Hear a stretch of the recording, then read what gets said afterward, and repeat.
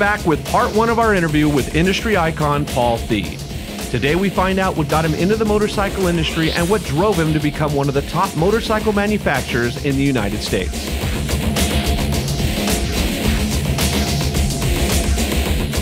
Well, actually, I think that's like most people that are in the motorcycling industry. They swung a leg over a mini bike or a motorcycle at a young age. I was 10, and I was invited to a birthday party, and we got on mini bikes that had lawnmower engines in them, and I was hooked forever. So then, you know, that was the beginning, and then from then on, it was, I had a reason for living, and I had a reason for studying, and I had a reason for going to school, and, you know, all that stuff. So, yeah, really swinging a leg over a mini bike at 10 years old.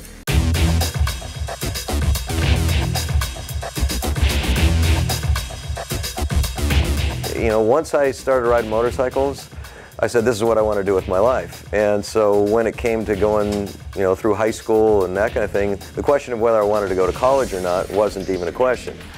And the question of, you know, they didn't have a degree in motorcycle racing. So the next best thing was, you know, something like engineering, you know, and so that's actually what I did, was got an engineering degree. And so in high school, I knew that, you know, I wanted to do this for my life.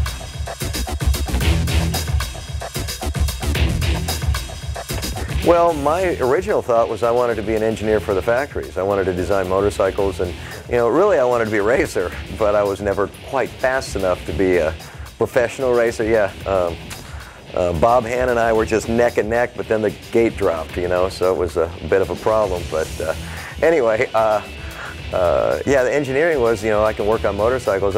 My first interest and first love was building motors and building two-stroke motors, and, you know, there's certainly a lot of engineering in building fast motors.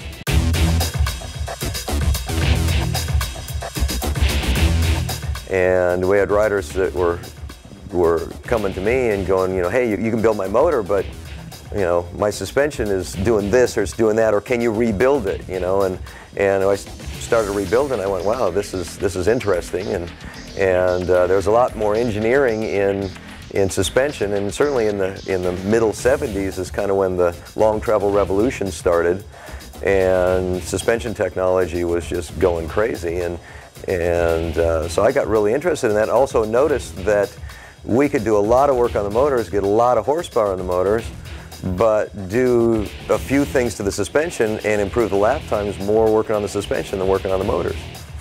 So that's really where it switched for me. And we actually did both for a long time, and then I really dropped doing on motors, actually had other people do it and worked with some really good companies, and now totally focus on suspension.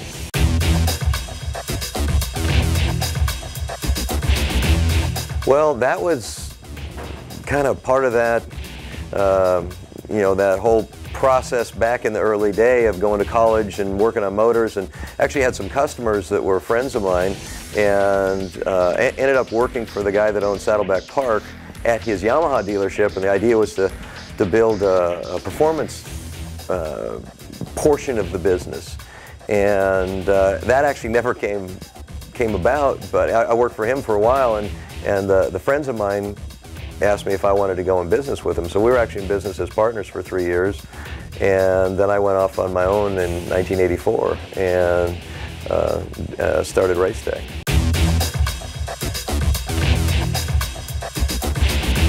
The thing about motors that was really neat is that if you have more horsepower and more torque everywhere and the bike doesn't blow up, you're good. If you have more damping or more spring rate, you're not necessarily good. So suspension is a lot more subjective. There's a bit more art in the science of suspension, and, you know, as far as needing to learn more, or is there more to learn, there will never be an end on that one. And it's kind of one of those things, the more that I know, the more that I know that I don't know. You know, I've worked with the concepts, and really the more that I understand them, the more I know there's another level to understand. So back then, it was kind of a combination of ignorance, you know, and confidence, to where, you know, it's like enough ignorance and enough confidence to say, okay, let's move forward. And the biggest thing on my end of it was understanding business, you know, as opposed to suspension. And I've been willing to learn on all the areas, both in the business end and in suspension. And, you know, we keep redefining and reinventing and recreating, and and both on the business aspect and in the area of actually making suspension work. So it's a never-ending process. When we return, Paul discusses some of the biggest misconceptions about motorcycle suspension and just how much they can be improved. All that and more coming up on Cycle Sports TV.